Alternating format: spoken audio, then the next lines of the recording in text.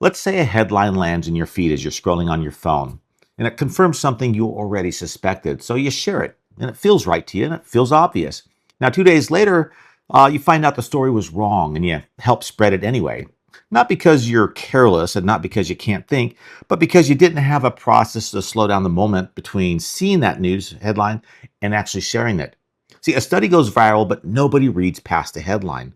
A statistic, it gets shared a million times and it says the opposite of what everyone thinks it says.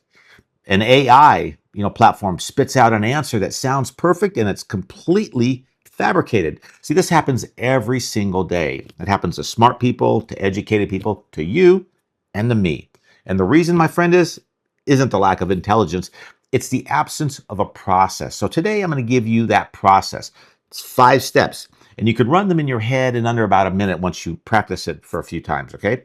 And once you start using them, hopefully you'll never evaluate information the same way again. This is Think. Here's the problem most people run into when they try to think critically. They do one of two things, okay? Either they go with their gut, which feels fast and confident, but is basically just pattern matching against whatever they already believe. Or they overthink everything into paralysis, which feels rigorous, but doesn't actually lead anywhere. See, gut reaction or analysis paralysis, that's the default for most people. And both of them, they fail you when it actually matters. So what's missing is a structured middle ground, something fast enough to use in real life, maybe at your desk, scrolling your phone, or sitting in a meeting, but disciplined enough to actually catch the things that trick smart people. And that's what Think is. So it's not a theory, it's not an academic framework that you're going to actually forget by tomorrow. It's a 5-step judgment protocol you can deploy on anything: a news headline, a political claim, an AI output, a business pitch. Hey, even an argument with someone you love. And I already know that all too well. So let me walk you through it. First step before you evaluate anything, you need to know what's actually being said. And that sounds obvious, I get it, right? But it's actually not obvious. See, most claims come wrapped in emotional language, implications, and framing that makes it really hard to isolate what's actually being asserted. So someone says, experts are finally admitting that, and then whatever that is, and your brain is already reacting to the word finally and the word admitting before you've even registered the actual claim. So step 1 is simple but powerful. So strip the packaging. Just get rid of the packaging. What is the core assertion? Is it a statement of fact, an inference, an opinion dressed up as data? So the key question here is, what exactly is being claimed? And if you can't state the claim clearly in one sentence, you're not ready to evaluate it. Full stop. That's it. See, most cognitive errors start right here with imprecision.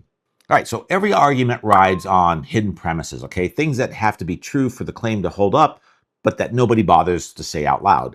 So this is where most manipulation actually lives, not in the claim itself, but in the assumptions underneath it. Let's say someone says crime is up because of policy X. Okay, what are we assuming? We're assuming crime is actually up. We're assuming we know which crime, where, and over what time period. I mean, we're assuming a causal connection between the policy and the outcome. We're assuming no other variables matter. And that's a lot of hidden weight holding up one sentence. So the key question here is, what am I being asked to accept without evidence? I mean, so you don't have to reject the assumptions, you just have to see them. Because basically, once you see them, you can decide whether they're earned assumptions or not. Now we look at the support, and here's what most people miss. You see, not all evidence is created equal. An anecdote is not data. A single study is not a consensus. A confident tone, hey, it's not proof, okay? And the fact that something feels true does not make it true. And this is where you slow down and ask real questions. Who is the source? Do they have credibility in this specific domain? What's the methodology? Is this one data point or a pattern? Could this be cherry-picked? And here's the big one. What would actually disprove this claim? See, if nobody can tell you what would disprove it, that's a red flag, folks. See, real claims have failure conditions, okay? So the key question here is, what's the actual quality of the evidence behind this? And this step, most people skip entirely, and it might be the most important one. See, when you hear a claim that sounds right, your brain wants to stop right there. It wants to close the loop, file it under resolved. That's efficient, but folks, it's dangerous. So you force yourself to ask, what else could explain this?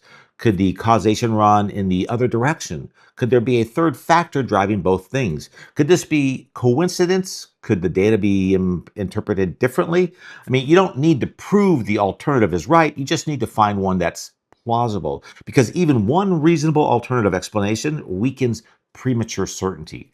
It keeps the door open long enough for better information to arrive. So the key question here is, what else could explain this?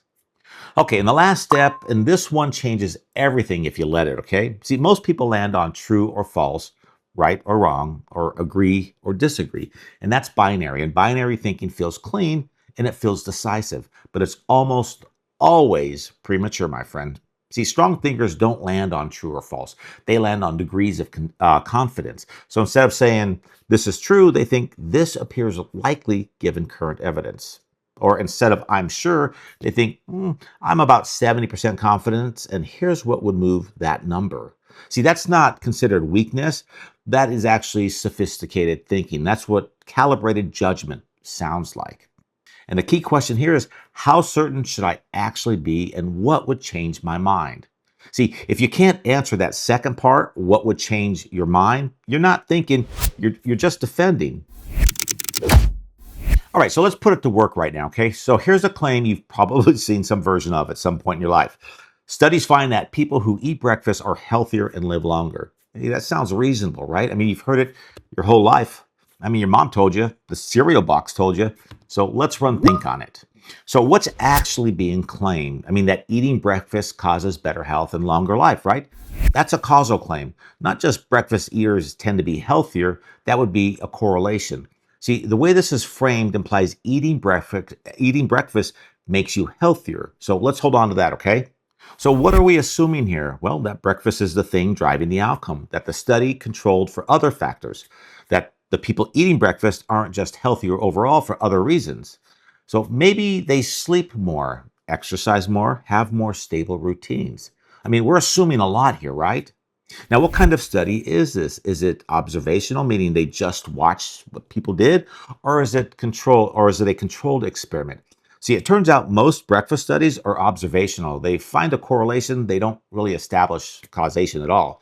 And that's a big difference that the headline completely erased. So what else could explain this? I mean, people who eat a structured breakfast might also have more structured lives generally, maybe more sleep, less stress, better jobs with more flexibility in the morning. See, the breakfast might not be the cause at all. It might be a marker of a lifestyle that's already healthier. So where do we land? I mean, not breakfast is a lie. Not breakfast definitely makes you healthier.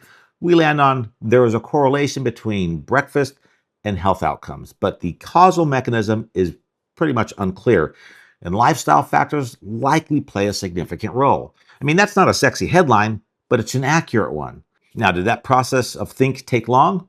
Maybe 60 seconds once you're used to it, okay? And look how much clearer the picture becomes. See, you didn't reject the claim, you didn't accept it blindly, you evaluated it, and that's the difference. Here's what I want you to take away from this. See, think is not about becoming a skeptic. It's not about being the person who argues with everything, okay? And it's definitely not about being cynical or paranoid. It's about being the person in the room who doesn't get moved by all that noise, okay? It's the person who slows down just enough to see what everyone else, misses. It's the person whose judgment people trust because it's earned. See, most people react. Some people analyze. Very few people have a system. Now you do. So if you want to start using Think right now, I built a free worksheet you can download. I have the link in the description for you below. And it has all 5 steps, the key questions, a blank template you can run on any claim, and the breakfast example we just talked through, so you have a reference, okay? And if you got value from this, do me a favor and share it with one person who you think needs it, not because I need the views, but because they need the process. Thanks for watching, my friend. Think clearly and stay sovereign.